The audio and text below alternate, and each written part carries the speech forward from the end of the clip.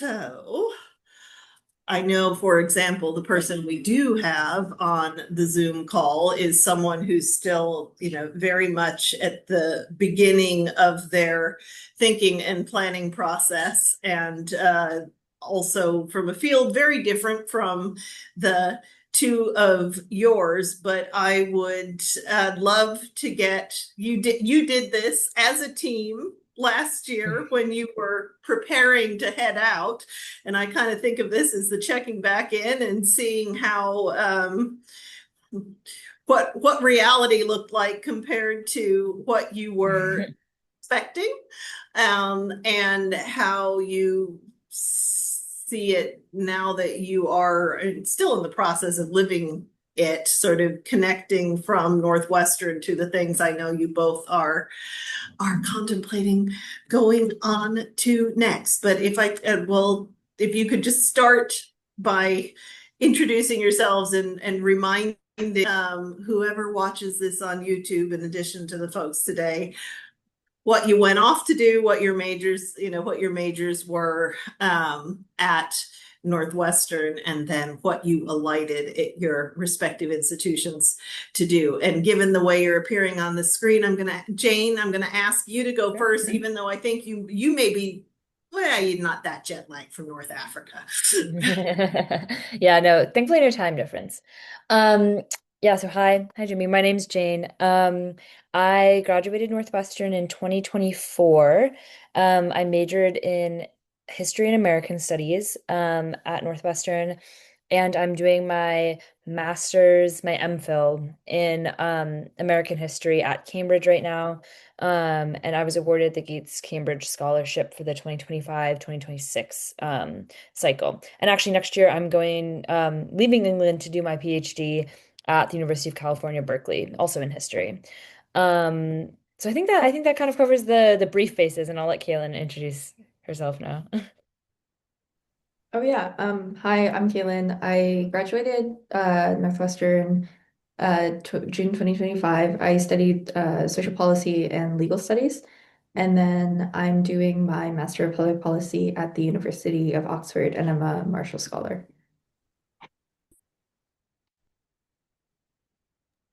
All right. Well, I don't want to be a disembodied voice, so I guess I'll turn my camera back on.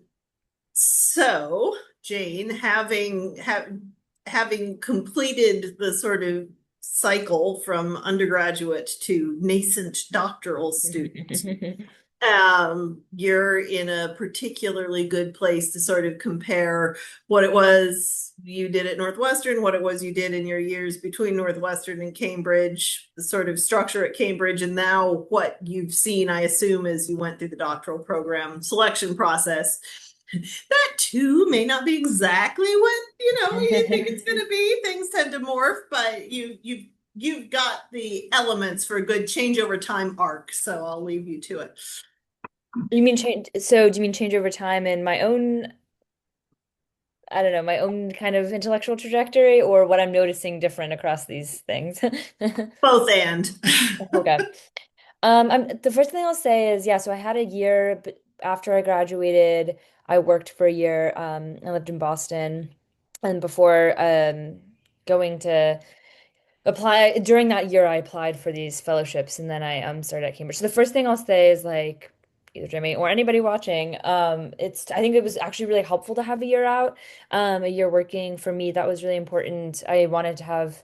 I was appreciative, I guess, at that time to kind of figure out if I wanted to go back and do more academic work, which I do. So at the time, I was like, oh, I'll see if I want to do my master's. I was interested in doing the master's, and then as I was in the program this year, I wanted to see how much I liked it and was interested in going on to the PhD. So each sort of stepping stone has provided me opportunity to kind of reflect on, specifically for me, if going into doctoral level research was appropriate and something that I like really wanted to commit to. So working in the working world and then moving into the master's program and then moving from the master's, or like my experience in the master's has kind of solidified that path, and I think also made me a stronger candidate for the PhD. Just I know a lot of programs accept fewer people straight out of undergrad now.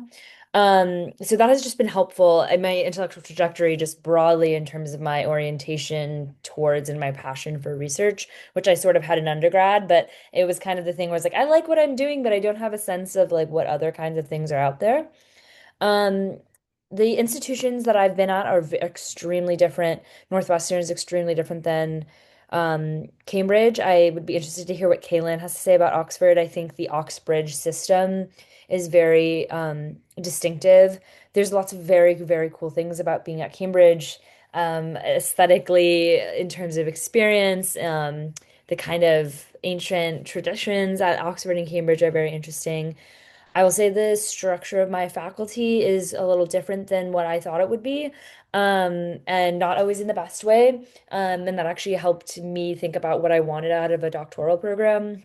So, for instance, for me, it's the historians in the faculty, history faculty at Cambridge are very segmented from each other. The American historians don't talk to the African historians, don't talk to the historians who are doing European history, and that has been really frustrating. So when I was looking at doctoral programs, I was really looking at places that emphasized cross-disciplinary, cross-subject field research.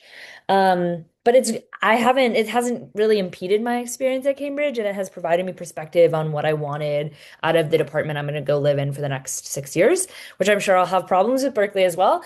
Um, but yeah, I think each experience that I've had has helped kind of shape what I think I want. And the institutions themselves being very different has been cool, but has also been a little bit of a culture shock, I think, getting used to the way that this university operates compared to Northwestern. But that's not a knock on Cambridge or Oxford at all.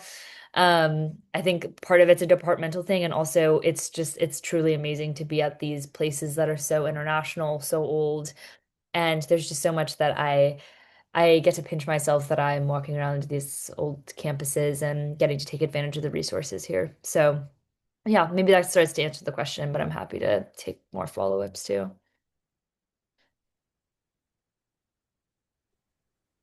Yeah, I think for yeah, I studied public social policy in my undergrad, and I'm doing a master of public policy. A lot of the material has been like very similar, except I think it incorporates a lot more like newer research. And I guess like for my undergrad, it was more foundational. Yeah, I mean, it's very different from Northwestern in the way that like I think everyone's an international student. We have a lot of international students, of course, in NU, but in my cohort, I think it's like 63 countries are represented across 141 people. Um, so that's been really great. And also because just like by virtue being in the United Kingdom and more proximity to Europe, so you have a lot more opportunities to travel and see the rest of the world. It's a lot less, I guess, like US centric. And I find that my program is a lot more focused on like an international perspective, which is what I wanted, more so than the MPPs back in the States. And so that's been very interesting. And also, I think a lot of these grad programs kind of give you space and time to be able to pursue opportunities outside of academics. And so it's been a lot of networking, talking to people, dinners, uh, applying to internships and research, and just like meeting. I mean, it's pretty crazy. Like George Clooney came to our school and spoke. So, um, and also Conan O'Brien. You see a lot of very like powerful, famous people, um, and have the opportunity to see them in real life. So, yeah, I guess that's kind of different from undergrad. So you're also on two different scholarships. Jane's based exclusively at Cambridge, whereas Kaylin's with cohort members sort of all over the country. And yet my outsider sense is that Gates, as well as Marshall, try to create opportunities for you to get beyond your individual institution. And I just wondered to what extent you found that to be the case? And if so, in what ways that intersected with your other experience?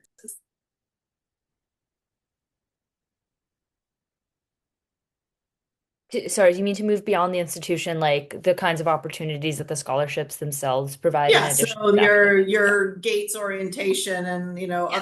other sorts of events and Kaylin, same thing for Marshall or Marshall orientation and additional events through the year where they're sort of bringing all of the recipients together. Yeah, I'll say like for me, Gates has been a super important part of my Cambridge experience, and I'm really glad to have that community. Unlike Marshall, where the participants are spread across universities, everybody in Gates is at Cambridge, but it's an international cohort, and so that's been really amazing to have the kind of diversity of perspectives and people that I meet that I just would never have encountered because they're not in my college and they're not in my course. And so I've made like a number of good friends. I'm pretty involved in the community. I'm on the Scholars Council, and I'm currently planning our big volunteer day of service. That's on May 9th. So I'm kind of involved with the trust, although say like the scholars kind of, you can pick and choose your level of involvement depending how frequently you're on campus for research. But because Gates is concentrated at one university, we have a building that has the big thing that people love about the building is it has free coffee, but it has study spaces. You go there, you chat with the other scholars. We have events, probably at least one event a week, but more often two events a week that you can attend if it's alumni events or cultural celebrations. On the council, we have like a budget, so we would run like, we run Eid celebrations, we're doing Chinese New Year celebrations, bowling nights, trips to Norwich. So there's a lot of sort of social programming and then the intellectual programming, opportunities to present your research and that kind of thing.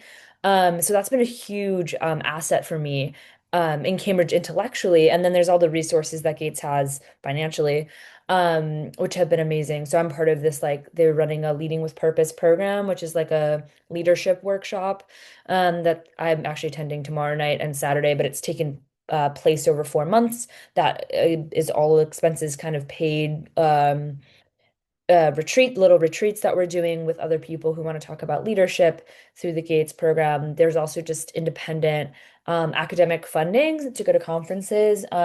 So I went to the historical conference this January that was actually in Chicago, using money from the Gates Trust. So there's just lots of resources available.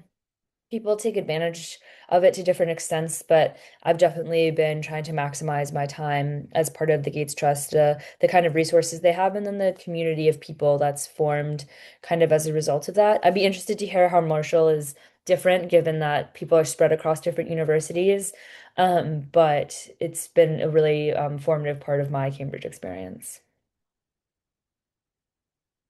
Yeah, I think with the Marshall we have it's nice because we have a like small, tight-knit community at Oxford. So it's about maybe like 20 scholars that are here. And then we also have scholars all across the United Kingdom, lots of people in Edinburgh, Belfast, St. Andrews, um, Cambridge as well. And so it's been great because we kind of, and a lots of in London. And it's great because you basically just have like a bed to crash on or a couch to sleep on all across the UK, so you can visit. I go to London a lot, and um, you get to have also someone who is kind of your tour guide and is like a specialist in their specific area. So they can take you to their favorite food places, and it's very fun. And it also kind of gives you an excuse to just like travel and see the rest of the UK, and then also proximity to Europe, like people travel a lot as well. Um, and also Morocco is a very popular location that people have been going to. So yeah, I definitely think it's like nice to see kind of compare the context of where I am versus where they are, um, and just get a feel for like the different institutions that are available here. So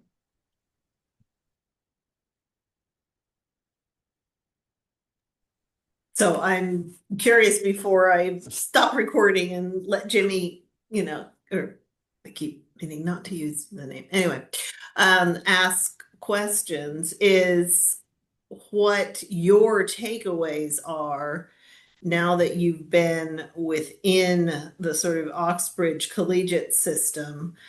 And Kaylin, you may have had more chance to talk to folks who are at different UK universities, but Jane, my guess is you've met them as well, either who went to different institutions as undergrads or are going there later, sort of what you take to be the level of difference between the sort of Oxbridge experience and the experience of doing graduate, particularly master levels study at anywhere else, whether it's Edinburgh or Warwick or, LSE.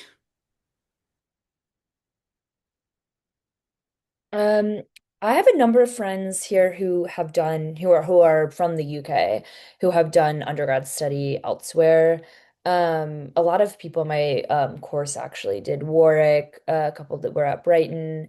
One of my housemates was at oh my God, it starts with an O and I'm gonna forget the name. Anyways, yeah, they're coming from Leeds, different places. Hmm? Leeds, Not Leeds. Lancaster, Liverpool. Never mind. It's fine. We won't play the Loughborough. game. Loughborough, Loughborough. Yes, Okay. Loughborough. So yeah, coming from different institutions within the UK, I think they've also that agreed that Oxford and Cambridge are very different. I mean, like there's just the unique kind of things about Oxbridge, like the college system, that make it very different than its counterparts, which I think feel a little bit more probably similar to US university. Um, I don't think that makes education at any of the other institutions less rigorous or interesting. But Oxford and Cambridge, I think, are a little sort of in part because of the age of the universities. They have kind of quirky organizational structures. And like I said, kind of like old traditions that are kind of weird and maybe unique. Like my friend who went to Loughborough was like, oh, yeah, we'd have like nice dinners like every once in a while, but it wasn't like weekly or like formal dinners multiple times a week where you go in gowns. That's kind of the Oxbridge tradition. So I do think that they're kind of socially and maybe even the organization of the institutions is different, but I wouldn't say that like you're necessarily getting a different education elsewhere. I mean, when I was applying for the UK scholarships last year, I looked into some. I think I applied to, I proposed applying to the University of York with the Marshall or something like that. So um, there's lots of, I think, opportunities outside of the Oxford system, but there is something, I will say there's something kind of cool. It's like I grew up, I loved Harry Potter. Like there's something kind of cool about the sort of really old institutions that Oxford and Cambridge are. Um, yeah. I don't know, Caitlin probably has more perspective on this if you've traveled more around the UK, but that's just from what I've heard. Yeah, I think Oxford, I have yet to go to Cambridge, but I think Oxford is very similar. Like, we have formal dinners, I think 3 times a week that you can just go to. And then we all like dress up in gowns and like for the matriculation, I had to wear what's called a subfusc. It's like I've never heard of this word before. Mhm. And then yeah, it's like definitely like the thing that affects your life the most is the procedure. Just, the procedure of like graduate with your college. You have to find a specific time. You also have to like wear your subfusc to uh, formal dinners. They have balls, which is I've never experienced that before. Um, And then also for exams, it's very strange. Like I got the flu and then I couldn't take my econ exam. And the exams are like dealt with in a separate department in the university. And so I missed this in January, so I have to take it in June. And that would never happen in Northwestern. They would just have you have it like as soon as possible. Um, and so yeah, I think it's just kind of small things. And I also think uh yeah, it's just a more, I don't know how to say it. I guess like people like dress more conservatively here. And, there's like a different, like the British culture is definitely prevalent as well. So, So we did a session with our Fulbrighter in Warwick a couple of weeks ago, and I've really had that in mind, and sort of talking to the two of you, because when you started, you were referring to, you both used the term research multiple times. And one of the things that was striking to him was, if anything, he had expected a greater, like he's doing the thesis at the end of the course and all of that, but in terms of the structure of the earlier stages of the course, that seemed to have less research focus than he had initially anticipated. And the stereotype from the outside is that universities outside Oxford and Cambridge, certainly at the undergraduate level, are going to be more lectured based. There's going to be less time one-on-one with a supervisor. And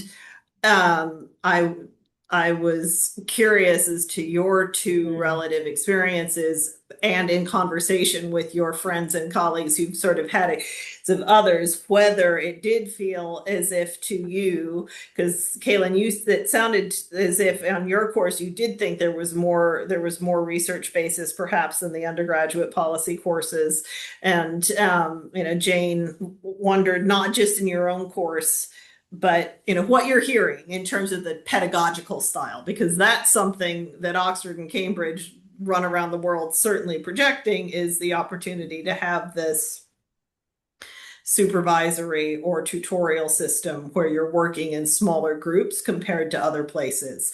And it over the years I've been doing this, that can vary course to course and faculty to faculty, but I always ask, I always want to know sort of what the read of is of the individual fellow.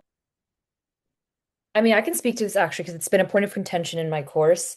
So at Cambridge, there are two kinds of masters. All PhDs are research, and then there's a research versus a taught master's. Research is pure research, and then taught involves coursework.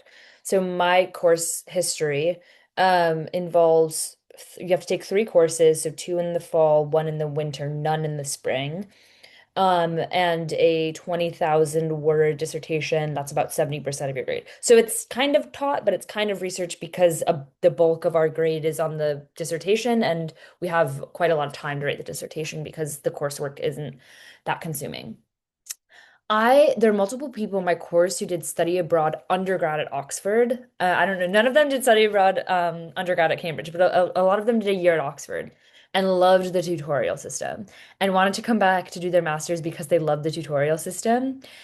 The tutorial system does not transfer to the masters at all, and there's been extreme disappointment on the lack of faculty support and interaction. And part of this has to do with the kind of bureaucratic structure of Cambridge. So we have mandated, I think it's a total of 8 or 9 meetings with our supervisor over the course of the year. So it's like 3 meetings with our supervisor in the fall, 3 meetings with our supervisor being our academic advisor who's supervising our dissertation, 3 in the fall, 3 in the winter. In theory, 2 in the spring. I might be getting another one out of my supervisor, but they're pretty strict about enforcing it. It has to be three. It can't be excessively more than the amount that's dictated because at least my faculty, I don't want to speak for a lot of other ones. My faculty has a big emphasis on equity, right? So they're like, we don't want to give more time to one student than other students. So you get your three and you don't get six, because if we gave you 6 meetings, then everybody would have to get 6 meetings, and then the supervisor's time is gone. And so it's a 1 hour, I would get, 3 1 hour meetings a term. And they usually end up being an hour and a half, but it's sort of, it's not the hand holding kind of thing. Also, the way we turn in our essays is very weird. We're not allowed to talk to the faculty about it in advance. We don't turn in any writing. My grade breakdown is 70% my dissertation, and then 30% is it's just three essays that each count for 10. And those essays, we don't get to turn them into faculty in advance. There's no office hours. They're all graded anonymously. So we're not allowed to talk to the faculty because the anonymity has to be preserved. So really the only feedback I've gotten on my writing so far has been a short graded paragraph that's returned to me by an anonymous reviewer who I don't even know who it is, and they don't know who I am because it's double blind. It's Sorry, I'm going on a rant now because it's a headache and I think it's a very silly way to grade and to provide instruction. But they have this is the sort of system that the department has established that this is how they're going to grade, this is how they're going to provide feedback. And the people who are coming particularly out of the tutorial system in undergrad are really frustrated that they're not getting regular feedback on their writing because in tutorial you're getting weekly feedback on these essays that you're writing. So there's been a lot of frustration, I think, with certain course members that the expectation of what the program is not what it's lived up to. I've been doing fine. I wasn't really expecting the tutorial system. I think I had a better grasp of it. And I'll also say it varies based on what program you're in. Actually, no, there's some programs, I can't remember which one it is that would be helpful information right now. Maybe architecture, where one of the courses they were told, like, you have to build a syllabus, like, we'll tell you what we're going to talk about in the week, and you go to the library and find books. So there is just really not a lot of hand holding, I think, across the board if you're in a lab setting, science, I think the kind of lab work you're doing is very different. The research you're doing, so you're probably consistently um, working under a supervisor because they have to check in on lab progress or you're working on their project with them. So that I think kind of differs. It seems like my friends who are in lab, and there's a lot of STEM people at Cambridge, but also just a lot of STEM people in graduate level coursework because of how funding works in the UK the STEM kind of labs environment, you're working more directly under somebody. But if you're in the humanities, you're doing sort of more independent research projects like a dissertation. There's not a lot of hand-holding, and I think that has been really frustrating for certain people. So it's a good thing to know, and also if you're talking to prospective supervisors, I would say it's a good thing to ask them what the course structure is like and figure out if that's something that would work. Yeah, that's my 2 cents. It's so interesting because I didn't do I didn't do the degree that you are doing, but I did the first quote unquote taught master's in the history, which was the political thought and intellectual history, which is why I always tell people don't believe when they say it's taught. It's still this arc to your thesis. And mine too was 10%, 10%, 10%, 70% on the thesis. But you're getting tons of supervision.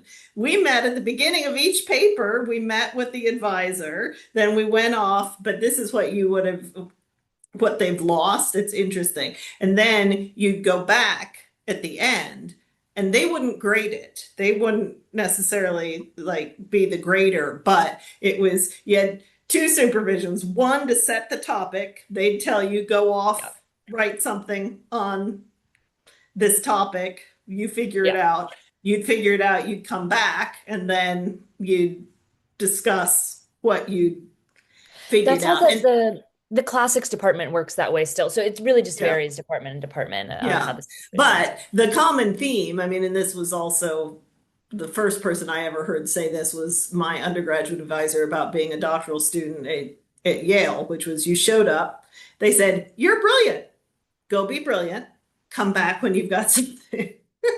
Come back when you've created something. And even in the tutorial system, undergrad in PPE back in the day, is it was like the whole build your own transfer. It's like we're going to be here to talk about this thing. So you go read for a week and write up what you think about it, and then we'll rip it to shreds. So that it is so different in its concept from the US undergrad. I really appreciate you digging into the details because I think the more of these we have, the more helpful it is for folks to realize going over. Kaylin, because I'll keel over if you've got the tutorial system, because it certainly that's never been the plan for any master's program except for I did a straight up research one. If you're doing straight up research, then they'll generally give you tutorials at the beginning of it. But in these quote unquote taught courses, I've never heard of one. But you could break that. Oh yeah. I don't think necessarily it's a like very tutorial system. It's more it's very different. Like I was in CESP and legal studies and we're an extremely small cohort. And so none of my classes were above 25, maybe 30 people. But here we have lectures that are like all 141 of us in the same room. And yeah, so we have these huge lecture halls. We um it's like you wake up, you get to class, and then you have lunch in the cafeteria with the entire cohort. Then you have another class. And then from like 9 a.m. to 3 p.m., you're engaged in coursework. And then afterwards, you like hang out with your friends and you like do work in the evenings. And so it's a very cohort heavy experience. And not so much a tutorial system. Like we have the what is it? We have formatives, which is like ungraded essays in which we have to write and get feedback on. And then we have summatives. And so I think I've written maybe like 4 essays throughout my entire time here. And so it's been a lot less like producing your own work and more so um, kind of sitting and learning. Um, and like hearing people speak about their careers, their research. And so it's quite different from like if you are, a senior writing your thesis. Um, yeah. Yeah, my friend in public policy at Cambridge is very similar. Like it's very lecture heavy kind of exams. It feels more undergraduate in that way, I guess, but not it's master's level coursework. So it really varies program to program. Yeah, Yeah. that is because when you said you were deferring the one exam till the end, I had thought that it might be that you didn't take any exams until the end of until, the end of the year. It does seem like they've actually made the MPP more on an American model or other universities with the large so that's interesting. Thank you for sharing. Okay. I want to thank you both for having answered all of my purient questions. And then I'm going to stop recording so that our undergraduate can feel free to ask whatever he likes, and you can share anything else. But let me stop recording.